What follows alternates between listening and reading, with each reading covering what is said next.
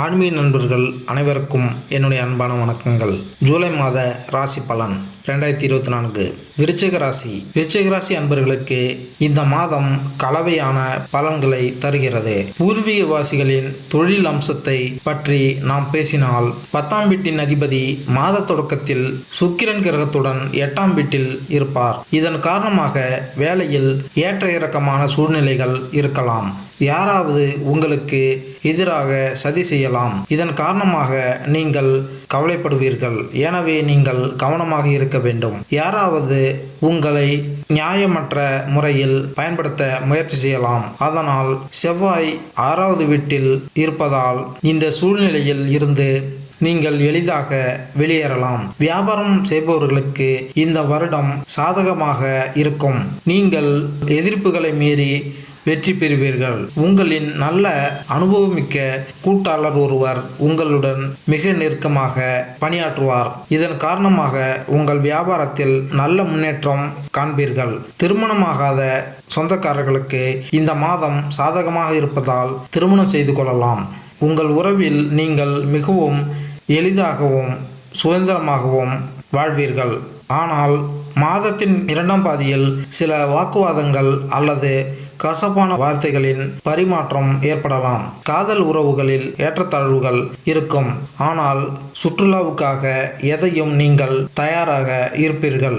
இதன் காரணமாக உங்கள் காதல் வாழ்க்கை மெதுவாக சரியான நிலைக்கு நகரும். மாணவர்கள் தங்கள் வேகமான புத்தி அல்லது புத்திசாலித்தனத்தின் பலனை பெறுவார்கள். மேலும் அவர்கள் தகுந்த நேரத்தில் அதிக படிப்பில் வெற்றி பெறுவார்கள். உடன் பிறந்தவர்களின் ஆதரவு உங்களுக்கு இருக்கும். குடும்பத்தில் மகிழ்ச்சியும் அமைதியும் நிலவும். ஆனால் உங்கள் வியாபாரத்தில் அதிக ஈடுபாடு இருப்பதால் குடும்பத்திலிருந்து சிறிது தூரத்தை நீங்கள் பராமரிக்கலாம். இந்த தூரம் தானாகவே உருவாக்கப்படலாம். எனவே நீங்கள் தூங்கலாம். உங்கள் ஆரோக்கியத்தை கவனித்துக் கொள்வது அவசியம். குறிப்பாக மாதத்தின் முதல் பாதி பலவீனமாக இருக்க வாய்ப்புகள் உள்ளன. தொழில் இந்த மாதம் ஏற்றத்தாழ்வுகள் நிறைந்ததாக இருக்கும் வாய்ப்புகள் அதிகம். 10ஆம் வீட்டின் அதிபதியான சூரியன் மாத தொடக்கத்தில் சுக்கிரன் கிரகத்துடன் 8ஆம் வீட்டில் அமர்வதால் இந்த சூழ்நிலை உத்தியோகத்தில் ஏற்றத்தாழ்வுகளை உண்டாக்கும். யாராவது உங்களுக்கு எதிராக சதி செய்யலாம். ஆனால் அதன் காரணமாக நீங்கள் உங்கள் பதவியை ராஜினாமா செய்ய நேரிடலாம். எனவே ஒவ்வொரு அடியையும் முன்னோக்கி நகர்த்துவதில் மிகவும் கவனமாக இருங்கள். நீங்கள் ஏதேனும் தவறுகள் செய்திருந்தால் அதனால் நீங்கள் சிக்கல்களை சந்திக்க நேரிடும். அது எல்லோர் முன்னும் வராமல் இருக்க கடவுளை வேண்டிக் கொள்ளுங்கள். சூரிய கிரகம் 9ஆம் வீட்டில் சஞ்சரிக்கிறார். இதன் காரணமாக மாதத்தின் 2ஆம் பாதியில் உங்கள் பணியிடத்தில் நல்ல வெற்றிக்கான சூழ்நிலைகள் உருவாக்கப்படும். உங்கள் வேலையில் சில மாற்றங்கள் ஏற்படலாம். முயற்சி செய்தால் புதிய வேலை கிடைக்கும். 6ஆம் வீட்டின் அதிபதி செவ்வாய் 6ஆம் வீட்டில் தங்கி உங்களை வலிமையாக்குவார். பணியிடத்தில் உங்கள் சவால்களில் இருந்து விடுபடுவீர்கள்.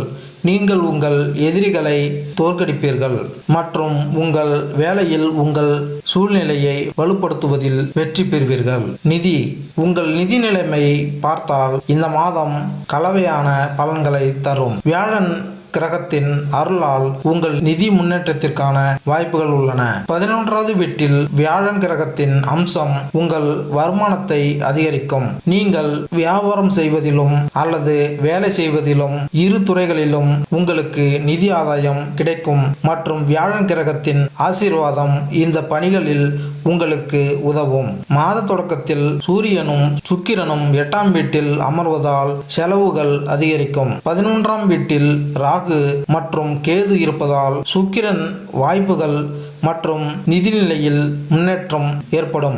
மாதத்தின் ஆரம்பம் மற்றும் மாதத்தின் முதல் பாதி எந்த வகையான நிதி முதலீட்டிற்கும் சாதகமாக இல்லை.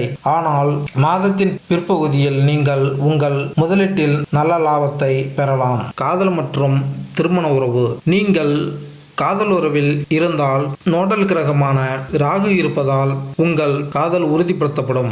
மேலும் நீங்கள் ஆடம்பரமான மற்றும் மிகப்பெரிய விஷயங்களை பேசுவீர்கள்.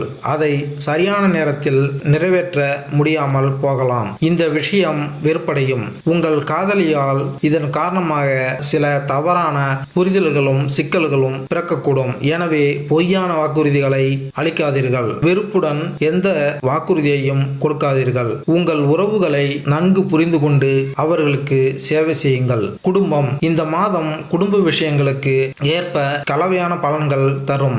2ஆம் வீட்டின் அதிபதி வியாழன் 7வது வீட்டில் இந்த மாதம் முழுவதும் தங்கி 11வது முதல் மற்றும் 3ஆம் வீட்டில் அமர்வார்.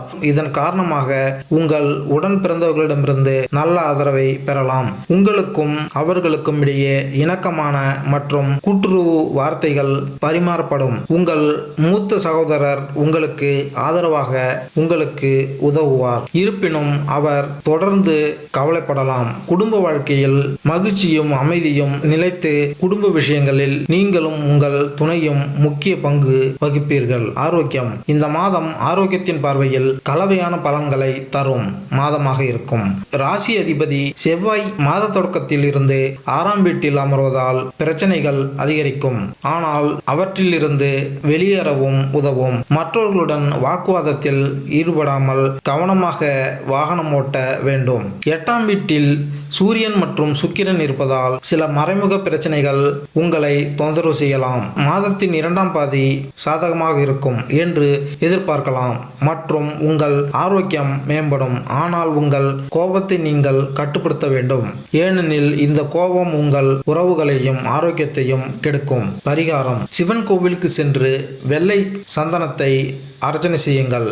தினமும் சூரிய பகவானுக்கு நீர் வழங்குங்கள். ஸ்ரீ துர்கா சாலிசாவை தவறாமல் பாராயணம் செய்யவும். நீங்கள் பல பிரச்சனைகளை எதிர்கொண்டால் ருத்ராபிஷேகத்தை ஏற்பாடு செய்யுங்கள்.